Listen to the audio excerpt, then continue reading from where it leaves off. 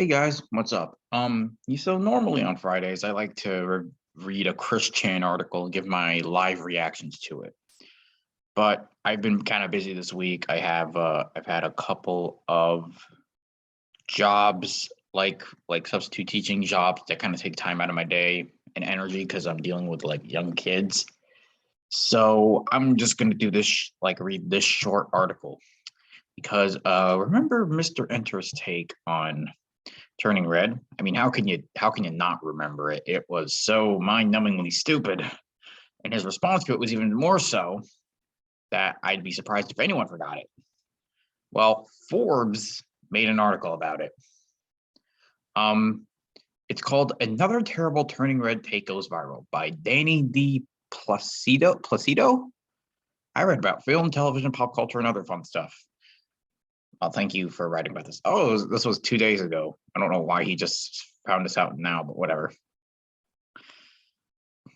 Turning Red, Pixar's energetic coming-of-age comedy, has been beset by bad faith criticism ever since it was released. One infamous Cinema Blend review even provoked a backlash from the film's fans and cast, and has since been removed from the website.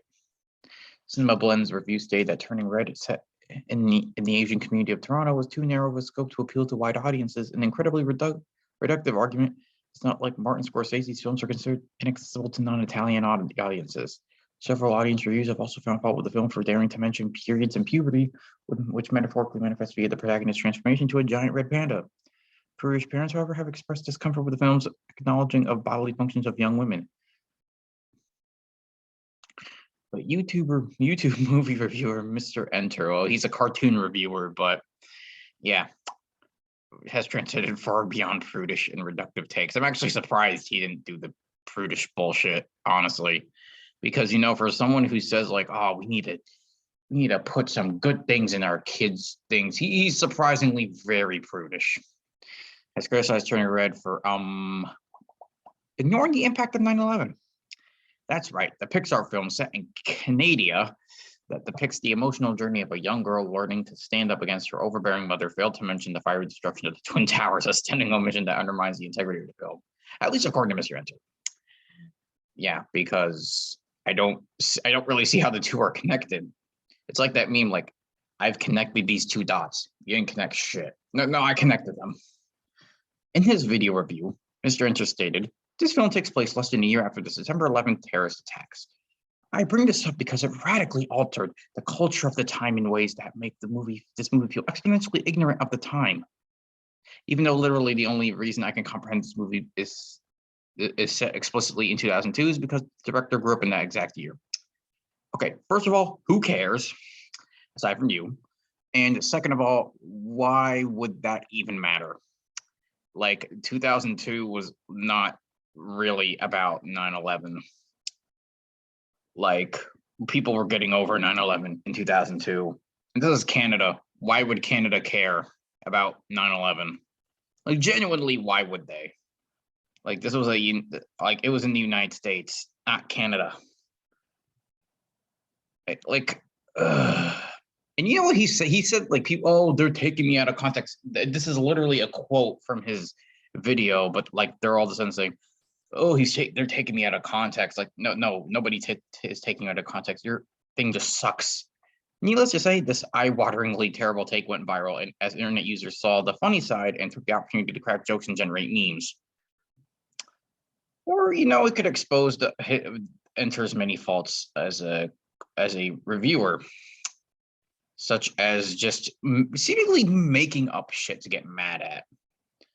Like, it's just like, I haven't watched Turning Red, and I don't really care to, because I don't really find the whole, like, going against your overbearing mother only to kind of, I guess, like, forgive everything. I don't find that very entertaining. And I love red pandas. They're adorable as hell, but I just thought this was a stupid movie about girls turning into red pandas. I didn't know it'd be whatever, but I don't care to watch it, so I don't know it. But this just seems like he was making something up to complain about, which is really dumb. And like, he's done this before with like a lot of other stuff. Like I remember in his Totally Spies video, he was talking about how the lingo, the dialogue is so annoying. But then like when he provides examples, it doesn't really help prove his point. And like I watched Totally Spies, and the dialogue is nowhere near as annoying as he makes it out to be. So there you go. But let's read some of these tweets. Johnny Two Cellos, love the name, says, I thought Turning Red was good. I rate it 9 out of 11.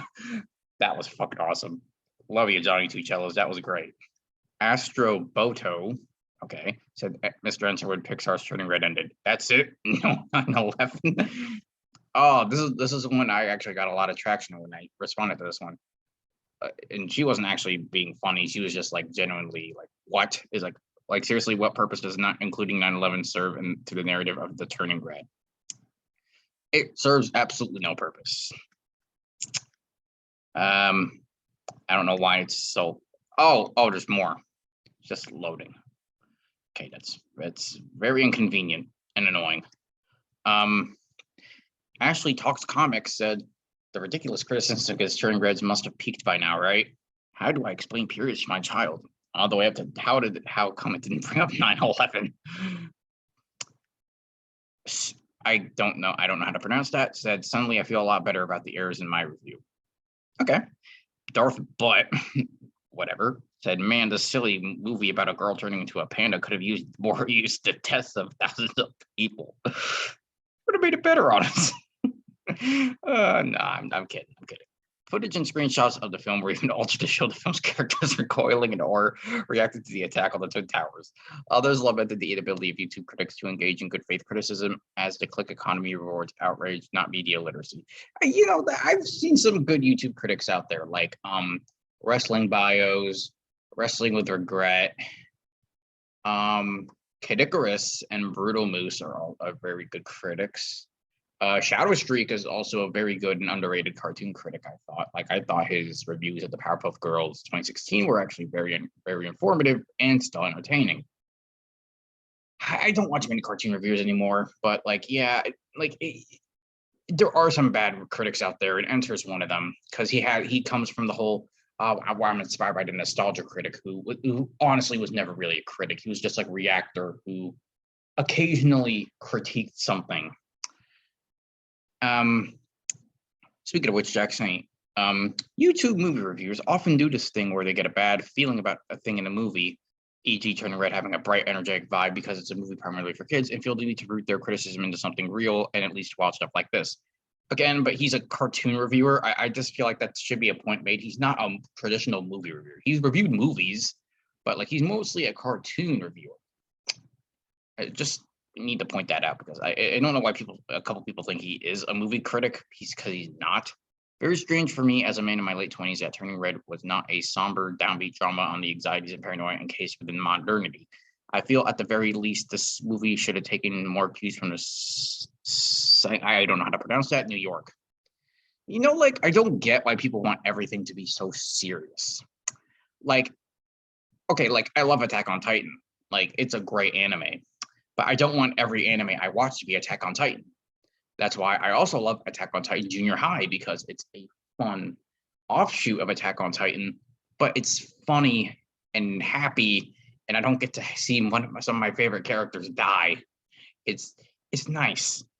Eventually, YouTuber Mr. Enter responded to the many, many critics seemingly doubling down and defending his review by insisting he's made far worse arguments in the past, which logic, I guess, because I don't know how he possibly could have figured that fail.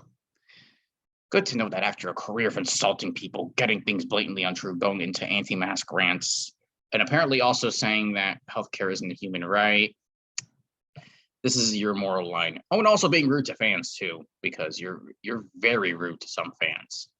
And it's not even funny either, how rude you can be to some of them. This is a moment where you said too far. And again, that's not true. He's literally getting something wrong in this one. People were mad about him for the anti-mask rights. I've said in my previous video, about Mr. Enter's Twitter temper tantrum, this is the beginning tweet of. I said a lot of the people I used to talk to on DeviantArt stopped supporting Enter after he went on these anti-mask rants, which I personally didn't really see. Like I saw them and I'm just like, I don't care about his politics. Like, because he's like one of those people that says, oh, I don't like when people talk about politics. But then he goes on rants about it. So it's like, I don't want to hear that because I know I'm going to get pissed off about it. So I'm just going to like, okay, you know what? Whatever. I just don't care. So, but I probably should have given what he said. And I apologize for that because that was an error on my part. Curbstar, let's see what he said. The concept of someone staring at a screen of this movie waiting for 9/11 to be brought up is really funny. Sad, but funny. The unintentionally amusing response gathered almost as much attention as his original criticism of the movie. Oh boy, did it ever. Jenny Nicholson said the turning red 9/11 guy responded to the clip going viral but his response was, I've had way worse opinions in this past year alone. Mr. Enter becoming known as the turning red 9/11 guy is honestly the legacy he deserves. I'd say the anti-mask, healthcare is not a human right thing would also be very apt, but what do I know? Luckily for Mr. Enter, the widespread backlash and memification of his Turning Red review likely boosted his viewership on his YouTube channel, at least temporarily. And they are correct on that. I actually did look at his social blade, and it says his channel has gained a little bit of viewership, but I would posit that some of it might have to do with the fact that he posted more in this week than he had in the past few weeks or months, whatever. But like his channel is also rapidly losing subscribers. Like he's always lost like 1,000 subscribers, like a month or per few weeks. He lost 4,000 subscribers this week alone, and he's down to 261,000 subscribers. And as you can, and like when you go onto his channel, his latest animated atrocity review, which was made one day after this drama, it's only 24,000 views, which is the same as his other videos. Like, and they're right. Forbes is right about this. This is going to wear off, and he's just going to be back to square one. But that's also why he might do the high Guardian Spice thing, which is, completely original, never been done before. Complaining about High Guardian Spice, which again I've never watched and I don't care to because I don't care. I got other shit I want to watch, and that's not one of them. And like he also said he wanted to review She-Ra, which I can assume he only wants to just so he can complain about the LGBTQ community, because you gotta stop putting them politics in our cartoons. It's just kind of pathetic at this point. And he thinks this is a good thing that Forbes is telling people how much of an idiot he is. And like, I don't get why he thinks this is a good thing. Like, yeah, it'll boost your viewership, but you're not like gonna gain anything long-term out of this. His channel is rapidly losing subscribers. He lost a lot of good faith that he had been trying to build up ever since 2015 or 16 when he wanted to make when he tried to make amends for the whole attacking authors thing. Like, if anything, this kind of proved, like in this response, kind of proved that was all just a facade to me. At least this is just my personal take on it. Like, it doesn't tell me that he changed like I thought originally. It tells me that he knew that he had to project the idea that he changed so that he can keep making these videos without all the drama and hassle and bullshit.